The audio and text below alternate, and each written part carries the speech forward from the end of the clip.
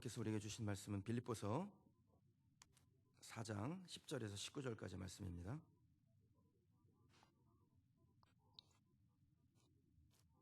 빌립보서 4장 10절에서 19절까지 말씀.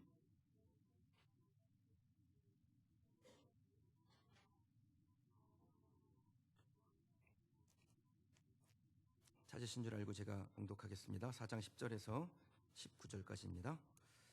내가 주 안에서 크게 기뻐함은 너희가 나를 생각하던 것이 이제 다시 싹이 나미니 너희가 또한 이를 위하여 생각은 하였으나 기회가 없었느니라. 내가 궁핍함으로 말하는 것이 아니니라. 어떠한 형편에든지 나는 자족하기를 배웠노니 나는 비천에 처할 줄도 알고 풍부에 처할 줄도 알아. 모든 일 곧 배부름과 배고픔과 풍부와 궁핍에도 처할 줄 아는 일체의 비결을 배웠노라. 내게 능력 주시는 자 안에서 내가 모든 것을 할 수 있느니라. 그러나 너희가 내 괴로움에 함께 참여하였으니 잘하였도다. 빌립보 사람들아, 너희도 알거니와 복음의 시초에 내가 마게도냐를 떠날 때 주고받는 내 일에 참여한 교회가 너희 외에 아무도 없었느니라. 데살로니가에 있을 때에도 너희가 한 번뿐 아니라 두 번이나 나의 쓸 것을 보내었도다. 내가 선물을 구함이 아니요 오직 너희에게 유익하도록 풍성한 열매를 구함이라. 내게는 모든 것이 있고 또 풍부한지라. 에바브로디도 편에 너희가 준 것을 받음으로 내가 풍족하니 이는 받으실 만한 향기로운 제물이요 하나님을 기쁘시게 한 것이라. 나의 하나님이 그리스도 예수 안에서 영광 가운데 그 풍성한 대로 너희 모든 쓸 것을 채우시리라. 아멘. 자족이라는 제목으로 말씀 증거하도록 하겠습니다. 원래 오늘 제가 준비한 설교는 은혜와 영광이라는 제목이었어요. 그래서 은혜와 영광, 빌립보서 이제 마지막 마치면서 은혜와 영광이라는 제목으로 말씀을 전해야지 그러고서는 이렇게 뒤에 배경도 이렇게 좀 비슷하게 바꾸려고 그렇게 했는데, 기도하는 중에 하나님께서 자족에 대한 말씀을 한 번 더 나누면 좋겠다라는 마음을 주셔서 이 자족에 대한 말씀을 여러분과 함께 한 번 더 나누려고 합니다. 다음 주에 은혜와 영광으로. 지난주 자족에 대해서 말씀드릴 때요, 이 바울의 자족은 그 당시 사상 철학 사조가 말하는 자족과는 완전히 다른 것이라고 말씀을 드렸습니다. 바울의 자족은 그냥 있으면 있는 대로, 없으면 없는 대로 다 운명이거니 여기고 순응하며 받아들이는 자족. 그러니까 주어진 삶을 그냥 만족하고 숙명론적으로 받아들이는 그런 자족이 아니라 세상의 물질이 나에게 어떠한 영향도 줄 수 없다라는 예수 안에서의 자족. 세상 것으로는 아무리 채워도요, 그 자체로 완성이 되지 않는다라는 그 진정한 자족을 사도 바울이 우리에게 말씀하였다라고 여러분과 함께 말씀 나누며 정리했습니다. 그래서 예수 그리스도와 하나 된 사람에게는 어떠한 고백이 나옵니까? 내게 능력 주시는 자 안에서 내가 모든 것을 할 수 있느니라. 이 고백이 예수 안에 있는 사람들에게 나온다라는 거예요. 저나 여러분이나 무슨 일을 만나든지 예수와 동행하는 가운데 두려워하지 않고 당장의 부족한 것에 영향받지 않고 사람들의 평가 따위에 흔들리지 아니하고 내게 능력 주시는 하나님, 그 하나님만으로 충만하여 세상의 부족, 세상 것의 부족에 대항하여 참된 자족을 누리는 그런 우리 그린시티 교회 믿음의 가족들 되시기를 주님의 이름으로 축원합니다. 여러분, 우리 주변에 종종 그런 분들 볼 수 있죠. 똑같이 암에 걸렸습니다. 근데 어떤 사람은 자포자기하고 이쯤 살았으면 많이 살았지, 뭐 이런 사람이 있습니다. 이게 마치 자족처럼 보여요. 그냥 받아들이니까 만족하는 것처럼 보입니다. 세상적인 것은 그렇습니다. 하지만 그것은 능력 주시는 하나님이 없는 자족입니다. 능력 주시는 하나님으로부터 시작된 자족을 누리는 사람은요, 그냥 그 암을 감기 정도로 알아 그 암을 두렵게 여기지 아니하며 암에 걸렸을지라도 낫게 하시는 분이 하나님이심을 알고 하나님께 구하며, 암이 내게 미치는 영향이래 봐야 그냥 썩어질 육체에게 주는 것, 그것 이상 아무것도 아니다라는 믿음의 고백으로 암을 바보로 만드는 사람입니다. 이게 내게 능력 주시는 자에서 내가 모든 것을 할 수 있느니라는 믿음의 고백을 하는 사람이 누리는 자족이죠. 똑같이 실직을 했습니다. 똑같이 사업이 어려워요. 근데 어떤 사람은 퇴보적인 접근을 합니다. 그동안 이만큼 번 것도 대단하지, 다들 어려운데 뭐 나라고 별 수 있나? 그냥 이러고 뒤로 물러섭니다. 아니요, 히브리서 10장 39절 말씀에 우리는 뒤로 물러가 멸망할 자가 아니요, 그러니까 우리는 뒤로 뒷걸음질할 침륜에 빠질 사람이 아니라는 겁니다. 오직 영혼을 구원함에 이르는 믿음을 가진 자라는 것이 예수 그리스도 안에 있는 사람이 가져야 될 삶의 태도인 겁니다. 진정한 자족을 하는 사람은 우리의 능력의 근원이신 하나님, 그 하나님을 알고 그 하나님께 우리의 만족을 두는 사람이 진짜 자족을 하는 사람이에요.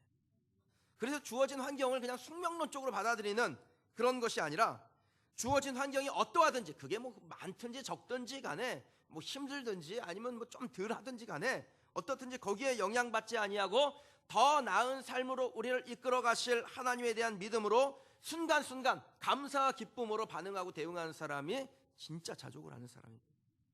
내게 능력 주실 자를 기대하며 늘 소망으로 두 눈이 그냥 반짝반짝 빛나는 것입니다.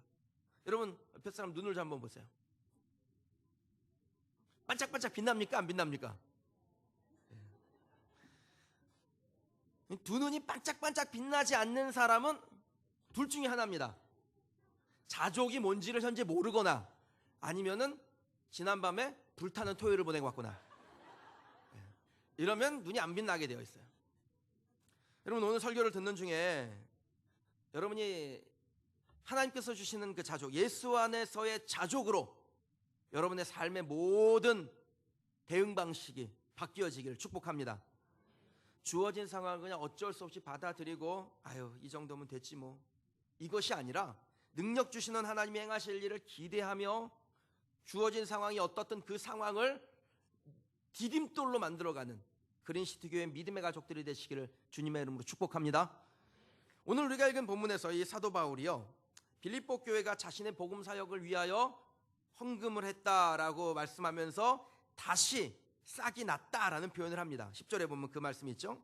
다시 싹이 났다라는 말은요, 이 바울에게 물질 후원이 다시 시작됐다라는 것을 의미합니다. 그동안 바울에게 후원하는 교회가 있었다라는 겁니까? 없었다라는 겁니까? 없었다라는 거예요.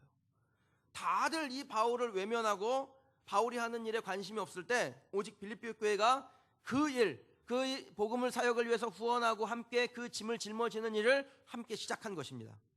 바울은 매우 궁핍한 상황에서 복음을 전했습니다. 근데 그 바울이 그 궁핍함 중에도 어떤 상태였다라고 말합니까? 자족했다라고 그래요. 이 바울의 자족은 없으면 없는 대로, 있으면 있는 대로 하는 거지 뭐 에휴, 이게 아니라는 거예요. 하나님은 우리의 나의 능력이시니 내가 이 상황을 통해서 하나님의 역사를 밝히 나타내리라, 드러내리라, 이게 바울의 마음이었습니다. 이 믿음의 고백에서 출발한 자족이었어요. 11절 12절 내가 궁핍함으로 말하는 것이 아니니라 어떠한 형편에서든지 나는 자족하기를 배웠노니 나는 비천에 처할 줄도 알고 풍부에 처할 줄도 알아 모든 일 곧 배부름과 배고픔과 풍부와 궁핍에도 처할 줄 아는 일체의 비결을 배웠노라. 그럼 이 말씀이 하도 굶주려가지고 그냥 굶는 거에 이골랐어, 이 말인가요? 돈 없어 살아봐가지고 그냥 돈 없이도 살만해, 돈 같은 게 그렇게 필요하진 않더라고, 이 말인가요? 그럼 바울이 12절에서 일체의 비결을 배웠다라고 말하는데 그 일체의 비결이라는 게 뭡니까? 그가 배운 그 비결이라는 게 뭡니까? 바울이 배운 일체의 비결이 13절에 나와요. 우리가 잘 아는 말씀이죠. 내게 능력 주시는 자 안에서 내가 모든 것을 할 수 있느니라. 내게 능력 주시는 하나님이 나의 부족함을 채우는 일체의 비결이라는 것을 바울이 발견한 것입니다. 그럼 우리 마찬가지예요. 저나 여러분이나 뭐든지 만족스럽지 않죠. 우리 안에 부족한 게 있습니다. 누군들 자신에게 주어진 상황을 그냥 완전하게 만족하겠습니까? 다들 아쉽고 뭔가 좀 부족한 느낌이 들 겁니다. 하지만 예수 안에 있는 사람은 그 부족하고 아쉬운 그 상황을 어떻게 봅니까? 예수님의 능력이 들어갈 상황으로 보는 거예요. 부족한 게 있으면 그 부족한 게 아니라 부족한 만큼 하나님의 능력, 예수의 능력이 들어갈 상황으로 보는 겁니다. 여러분의 재정 상태가 부족해요? 그 부족한 것 안에 예수의 능력이 들어간다라는 것을 받아들이는 것입니다. 여러분 부부관계에 문제가 있습니까? 그 부부관계에 부족한 것 안에 예수의 능력이 들어갈 수 있다라고 그것을 받아들이는 것입니다.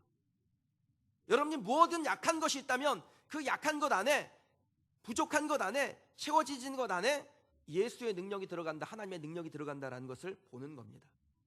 그게 바로 바울이었죠. 예수님의 능력이 들어가기만 하면 가장 완전하게 변한다, 달라진다라는 것을 믿는 것입니다. 그리고 그 믿음대로 될 줄 믿습니다. 일체의 비결이란 내가 어떠한 상황이 닥치든지 내가 예수 안에 있기만 하면 능력의 근원이신 예수님께서 그 상황을 이겨내는, 바꿀 수 있는 변화의 문을 열어주는 힘의 근원이 되신다는 걸 알고 그것을 통해서 내가 모든 상황을 이겨낸다. 일치의 비결이 되는 것이죠. 전 저와 여러분들이 그 일체의 비결을 배우고 이 땅 가운데 승리하는 하나님의 백성 되시기를 축복합니다. 사도 바울은 자신이 정말 그 궁핍함 가운데 있었는데 딱 때에 맞게 물질이 왔어요. 그래서 내가 정말 자족합니다, 이게 아니라는 거예요. 어떠한 형편이든지 후원이 오든 후원이 오지 않든 간에 자신은 자족하기를 배웠다라고 말씀합니다. 어떠한 형편이란 물질로 어려운 상황을 만나든지 반대로 물질적으로 여유로운 상황을 만나든지 내가 하나님 안에 있기 때문에 그 하나님 안에서 만족할 수 있다라는 것이죠. 그럼 비천이든 풍부든 배부름이든 배고픔이든 간에요, 어떤 상황이든 바울에게 그 상황은 영향을 줄 수 있는 것이 아닙니다. 12절에 이 바울이 모든 상황에 처할 줄 안다 그랬습니다. 받아들이고 수용한다라는 겁니다. 어떤 수용입니까? 할 수 없지 뭐, 안 되는 걸 어떻게, 이게 아닙니다. 그 안에 하나님의 놀라운 계획이 있음을 알고 믿음으로 받아들이는 수용입니다. 그러니까 어떤 형편을 만나든지 원망하지 않는 거예요. 어떤 형편이 되든지 교만하지 않는 것입니다. 그게 바로 바울의 자족이었습니다. 출애굽기 15장 말씀해 보면 이스라엘 백성들이 출애굽해서 수르강의 3일길을 걸어가다가 그들이 거기서 물이 없어서 궁핍한 가운데로 들어갑니다. 그때 하나님을 믿는 믿음이 없었기 때문에 이스라엘 백성들이 뭘 합니까? 원망하죠. 여러분, 자족이 안 되는 사람, 예수 안에서의 자족이 안 되는 사람은 궁핍을 만나는 순간 원망합니다. 예수 안에서 자족이 안 되는 사람은 내가 좀 어려우면, 문제가 생기면, 부족하면 그게 원망으로 나오게 돼 있어요. 보세요, 이스라엘 백성이 뭐합니까? 바로 원망합니다. 하나님 원망하고, 지도자 모세 원망하고, 자기 가족들 원망하고, 자기 자신의 신세한탄 원망합니다. 그런데 모세는 달랐습니다. 모세가 한 일은 즉시 하나님께 가서 부르짖는 것이었습니다. 그러니까 모세의 기도 중에는 원망이나 한탄이 없다라는 거예요. 이 모세의 기도 내용을 보면은 한마디로 딱 요약하면 내게 능력 주시는 여호와 하나님 안에서 내가 가장 만족한 결과를 얻을 수 있습니다. 이 믿음의 고백을 하나님께 드리는 것입니다. 그때 어떤 일이 일어납니까? 단물이 쓴물로 바뀌면 안 되죠. 쓴물이 단물로 바뀌어지는 것이에요. 그리고 모두가 그 물을 함께 먹는 것입니다. 그런데 그 다음에 하나님 이스라엘 백성들에게 매우 의미심장한 말씀을 주세요. 출애굽기 15장 25절 26절 말씀인데, 모세가 여호와께 부르짖었더니 여호와께서 그에게 한 나무를 가리키시니까 물에 던지니 물이 달게 되었더라. 거기서 여호와께서 그들을 위하여 법도와 율례를 정하시고 그들을 시험하실세라고 말합니다. 이 법도와 율례를 정하고 그들을 시험하셨다는 것은 하나님의 말씀으로 그들을 가르치고 깨닫게 하시고 그들을 더 성장시키셨다는 것이죠. 그렇게 깨닫고 배우고 성장하여 하나님의 능력이 무엇인지를 알게 된 다음에 이스라엘 백성들이 어디로 들어가냐면 엘림이라는 곳으로 들어갑니다. 그 엘림에 들어가서 이스라엘 백성들이 무엇을 보여주냐면 자족을 보여줘요. 자족이 무엇인지를 보여줍니다. 우리 15장 27절 말씀인데 함께 좀 읽어보실까요? 함께 읽겠습니다. 그들이 엘림에 이르니 거기에 물샘 12들과 종려나무 70그루가 있는지라 거기서 그들이 그 물 곁에 장막을 치니라. 아멘. 그럼 출애굽한 이스라엘 백성들이 한 몇 명쯤 됐을까요? 한 10,000명쯤 됐겠습니까? 성경에 정확하게 이스라엘 백성들이 몇 명이었는지를 기록하고 있는데요, 출애굽기 12장 37절에 보면 이스라엘 자손이 라암셋을 떠나서 숫곳에 이르니 유아 외에 보행하는 장정이 60만 가량이라 이렇게 말합니다. 그러니까 유아 외의 장정이라는 것은 그러니까 19세부터 65세까지를 말해요. 19세부터 65세까지의 장정이 60만 명이에요.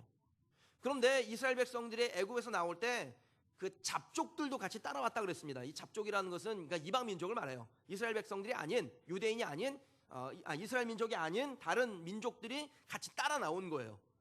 거기다가 유아들 있죠, 아내들 있죠, 그리고 65세 이상 노인들도 있었을 겁니다. 그러니까 대략 이 인원들을 보면 200만 명 이상의 사람들이 출애굽을 한 겁니다. 그렇게 많은 사람들이 엘림으로 들어가게 되는데 하나님께서 법도와 율례를 가르치시고 그들을 시험하신 거예요. 성장시키신 거예요. 테스트해서 그들을 성장시키신 다음에 엘림에 들어갔는데 그 엘림에서 뭘 만납니까? 물샘 12개, 종려나무 70그루를 만나요. 여러분, 이게 균형이 맞는다고 생각하세요?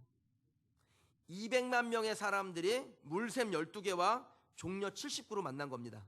이게 균형이 맞아요? 이게 산술적으로 보면요, 샘물 하나당 5만 가정입니다.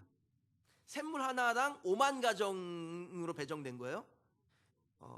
이 종려나무는 8,500가정당 한 그루씩 준 겁니다.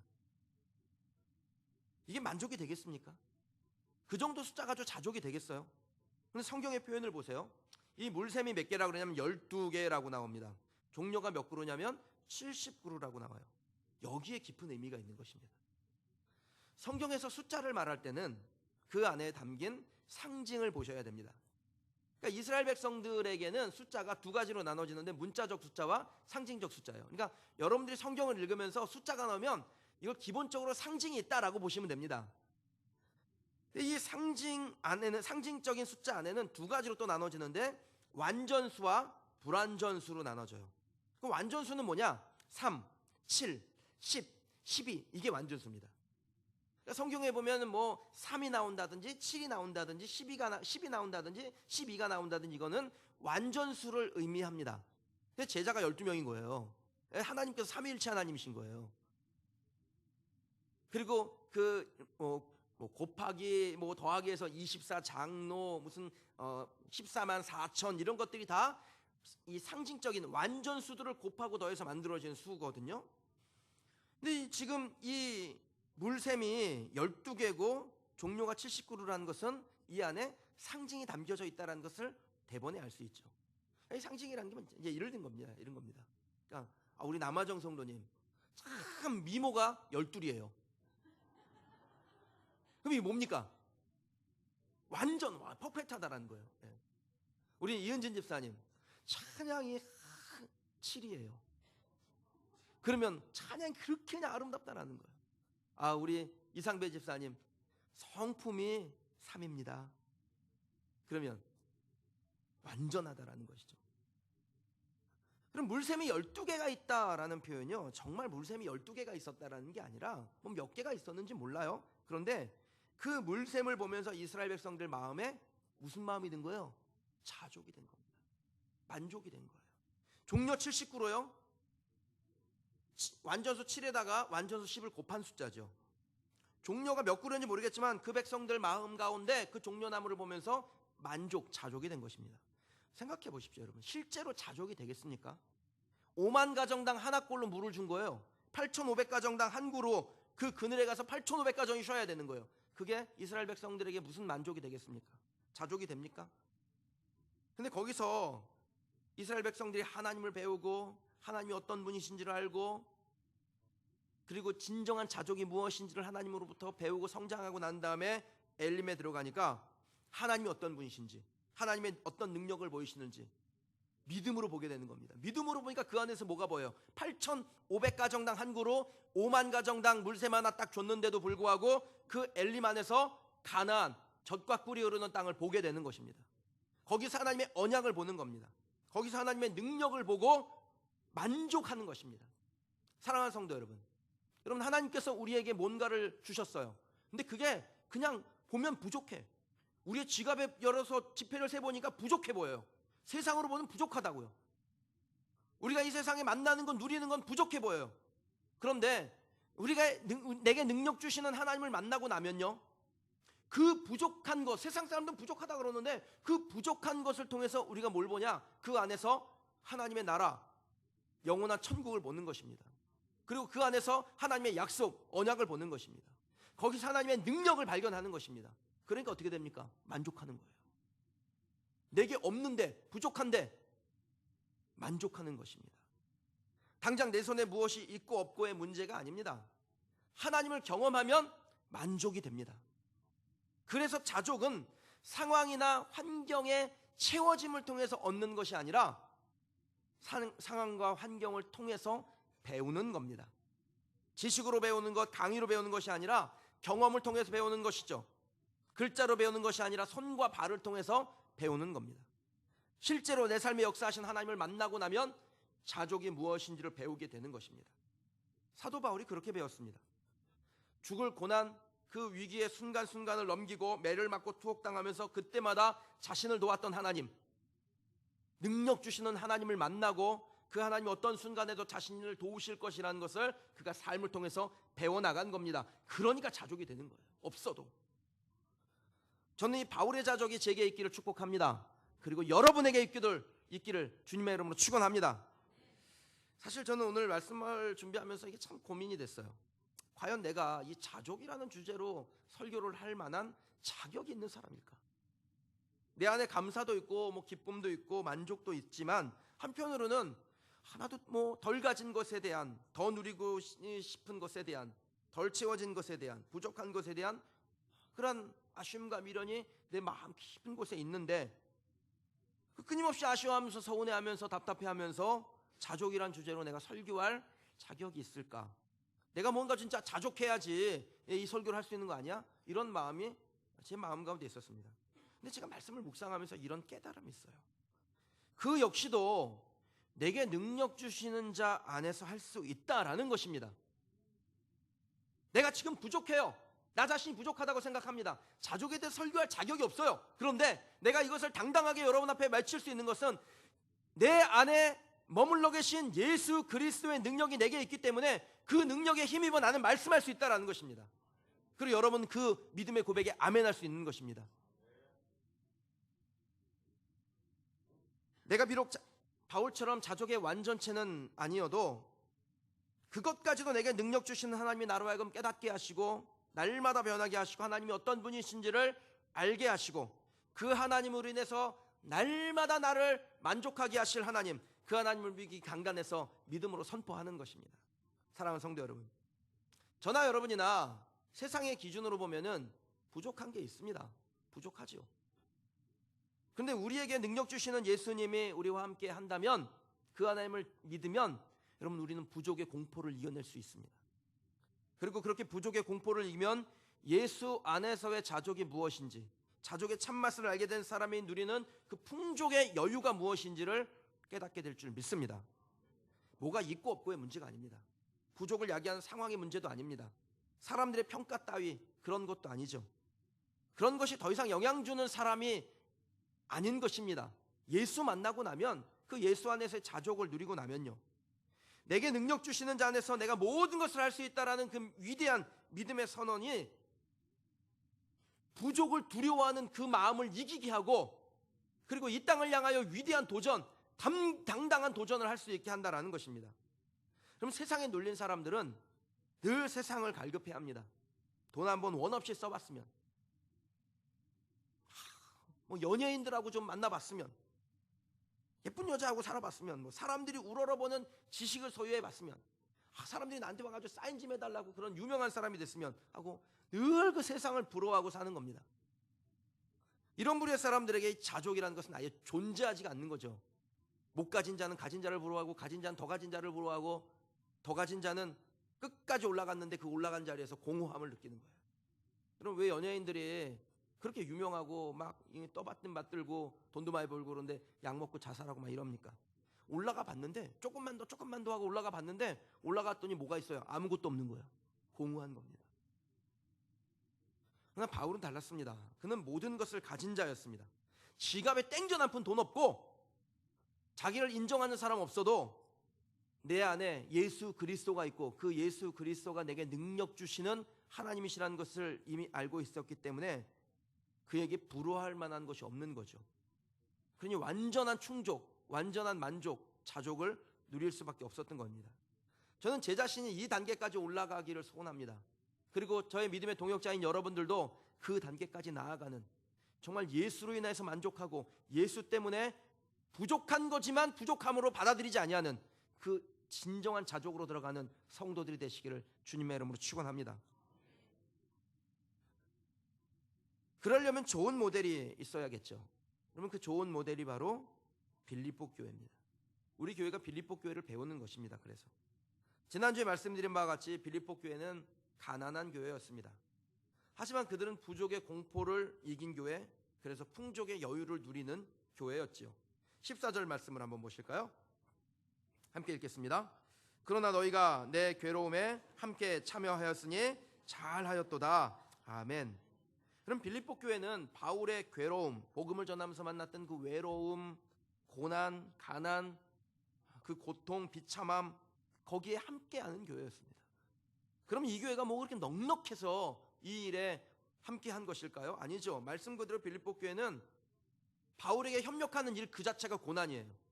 극심한 가난 중에도 연보하여 바울을 도운 것은 그들의 고난을 가중시키는 일이었습니다.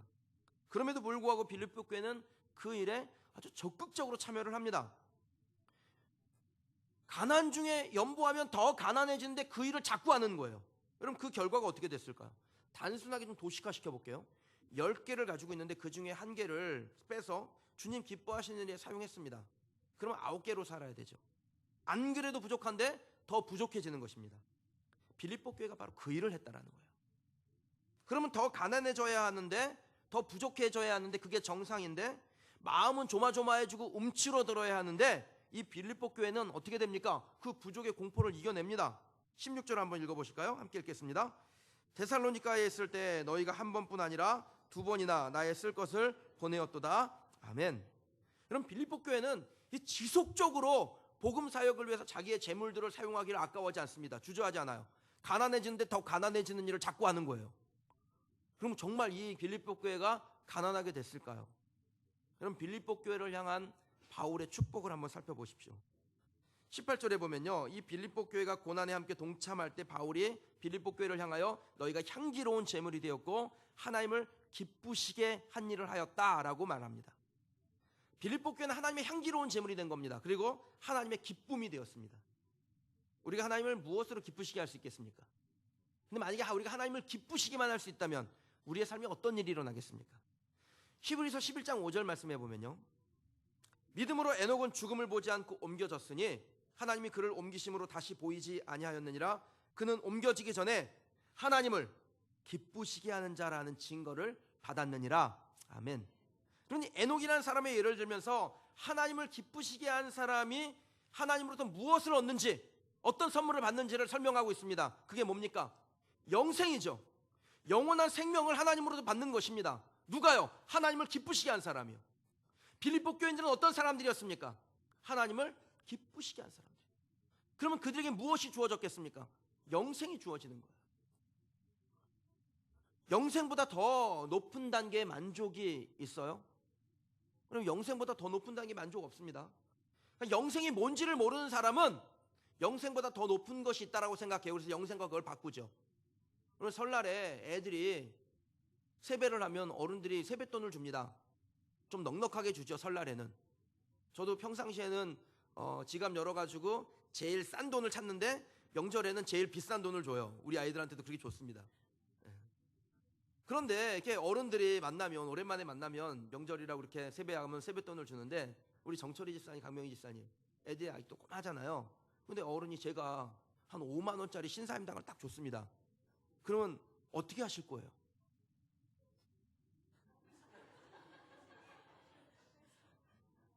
다들 경험이 있으시잖아요. 안 그런 척 성인 군자인 것처럼 그래요. 어떻게 하실 거예요? 뺏어야죠. 인마이 포켓 해야죠. 그런데 그냥 뺐으면 애들이 울잖아요. 그러니까 어떻게 합니까? 신사임당보다 퇴계 이황 선생님이 훨씬 훌륭하단다. 그러고선 바꾸지 않습니까? 근데 애들은 그걸 만족해해요. 왜 만족해하냐면 5만 원짜리를 본 적이 없는 거예요. 5만 원짜리 가지고 슈퍼마켓 가본 적이 없어요. 근데 뭘 가져갔어요? 퇴계 이황 선생님 모시고 가봤잖아. 그러니까 그 1,000원짜리 가지고 가면은 마켓 가가지고 뭐 이것도 살 수 있고 저것도 살 수 있고 이렇게 생각하고 얼른 바꿉니다. 그럼 5만 원의 값어치를 모르는 사람은 1,000원으로 바꾸는 거예요. 영생의 값어치를 모르는 사람은 세상의 것과 바꾸는 겁니다.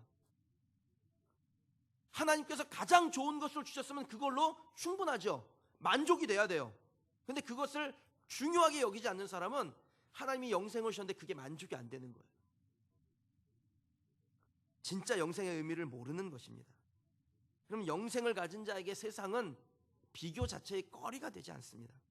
빌립보 교회는 하나님을 기쁘시게 한 교회였고, 그 교회 안에 이 일에 협력했던 성도들은 하나님으로부터 가장 좋은 것, 가장 만족을 주는 것, 영생을 얻게 된 것입니다. 전 여러분들이 하나님 앞에 믿음으로 서서 하나님께서 우리에게 가장 좋은 것 주시는 그 영생의 소유자가 되기를 주님의 이름으로 축원합니다. 그리고 그 영생과 세상의 것을 바꾸지 아니하는, 그런 바보 같은 짓을 하지 아니하는, 영생이 얼마나 중요한지 알고 그것 붙들고 믿음의 길을 걸어가는 그린시티 교회 저의 동역자들 되시기를 주님의 이름으로 축복합니다. 그러면 우리가 영생만 얻고 끝날까요?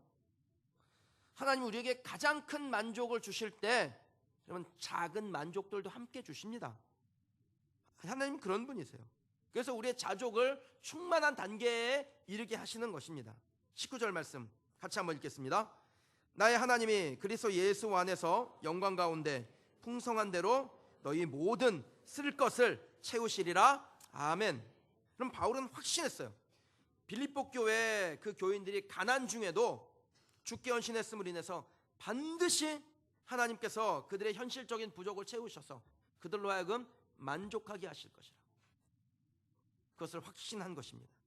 하나님은 그런 풍성하신 분이라고 확신한 겁니다. 전 여러분들도 그렇게 확신해야 된다고 믿습니다. 하나님은 영적으로만 우리를 축복하시는 분이 아닙니다. 하나님은 우리를 자족하게 하실 때 가장 먼저 그것 주시죠. 하나님을 기쁘시게 할 때, 우리가 진짜 예수 그리스도 안에서 자족을 누릴 때, 내게 능력 주시는 자에서 내가 모든 것을 할 수 있다라는 믿음의 고백으로 하나님 앞에 나아갈 때 우리의 영생을 통하여 우리를 만족해 하시는 분이세요. 그보다 소중한 것이 없으므로 그것 먼저 주세요. 근데 거기서 스톱하시는 게 아니라는 겁니다. 하나님의 풍성하심은 어떻게 이어집니까? 우리의 모든 쓸 것으로, 우리의 모든 쓸 것을 채우심으로 이어진다라는 것을 말씀 가운데서 확인하시고, 그게 여러분의 믿음의 고백이 되시길 바랍니다. 기도의 제목으로 삼으시길 바랍니다. 하나님, 내가 예수 그리스도 안에서 영생을 누리며 가장 만족하게 하는 그것을 소유했습니다. 그리고 또 하나님은 나의 모든 쓸 것을 풍성하게 채우시는 하나님이신 줄 믿습니다. 이게 바로 예수 안에서 자족을 발견한 사람의 기도인 겁니다. 우리가 주님께 드린 것이 무엇이었는지 생각나지도 않을 만큼 하나님께서 우리를 채우시는 것을 경험하게 될 줄 믿습니다. 여러분, 제가 제 삶의 이야기를 좀 드리려고 하는데 오해하고 듣지 마세요. 제가 이렇게 달을 가리켰는데 달을 봐야지 손가락을 보면 안 됩니다. 제가 담임 목사가 된 후에 제 헌금 액수가 좀 많이 늘었습니다. 제가 얼마를 헌금했는지 모르는데 어제 제가 그 재정 집사님한테 제가 헌금 얼마 했냐고, 작년에 얼마 했냐고 물어봤더니 얼마 했다고 저한테 알려주시더라고요. 근데 제가 그 내용을 보니까 제가 그 담임 목사가 된 지 1년 2개월 됐잖아요. 1년 2개월 전에 제가 부목사 때 1년 헌금한 액수보다 2배 이상을 헌금을 했더라고요. 그러면 뭐 교회에서 사례비를 많이 받았냐? 제가 우리 교회는 재정이 투명한 교회니까 그냥 딱 깔게요.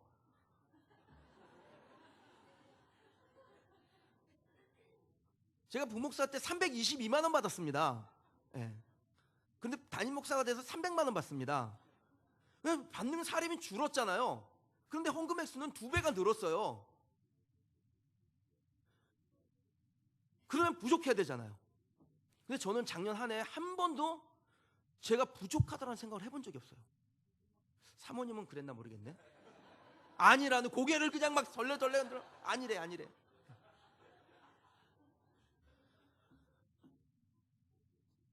그럼 제가 그렇게 하나님 앞에 부목사 때보다 더 하나님 앞에 드렸는데도 불구하고 한 번도 부족함을 경험하지 않은 거예요. 아니 뭐 부족했는지 어쩐지 모르겠어요. 그런데 부족하다고 생각을 못한 거예요. 그럼 그게 뭡니까? 자족이죠. 실제로 하나님은 또 나의 쓸 것을 채우셔서 성도들과 넉넉하게 하시고, 어디가 성도들과 밥 먹을 때 그냥 밥 사게 하시고, 애들 밥 사 먹으라고 막 그냥 긁게 하시고. 여러분 아시다시피 제 취미가 뭡니까? 현대카드 M포인트 모으기잖아요. 긁어가지고.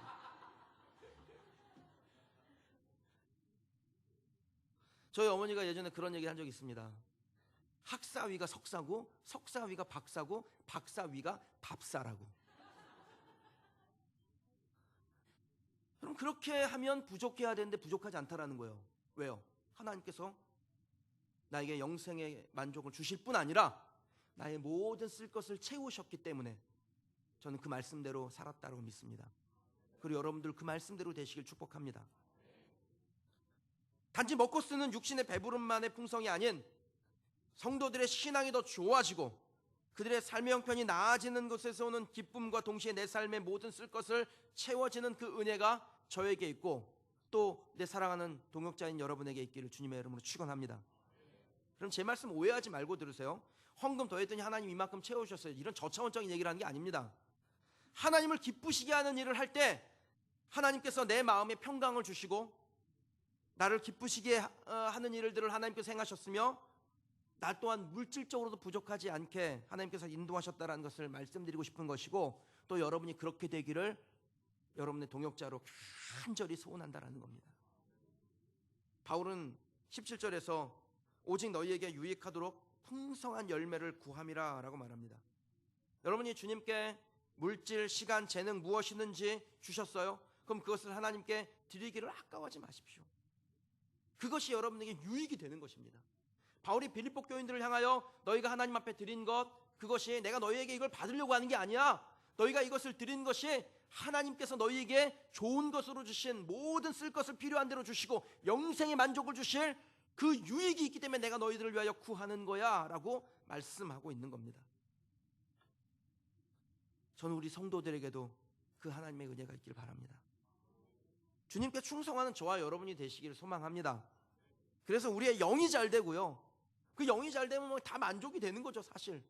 그런데 하나님이 그것만으로 멈춰있게 하지 않는다라는 겁니다. 천국의 소망 가운데 날마다 살아가는 기쁨을 주실 뿐 아니라 하나님 앞에 물질로 섬기고 교회를 섬기고 가난한 이들을 돕고 복음의 사역 앞에 앞장서고 하나님의 영광의 도구가 되기 위해서 하나님께서 우리의 모든 쓸 것을 채우시는 그 능력을 우리로 하여금 경험케 하시겠다라는 거예요. 그 하나님을 믿는 저와 여러분 되시기를 주님의 이름으로 축원합니다.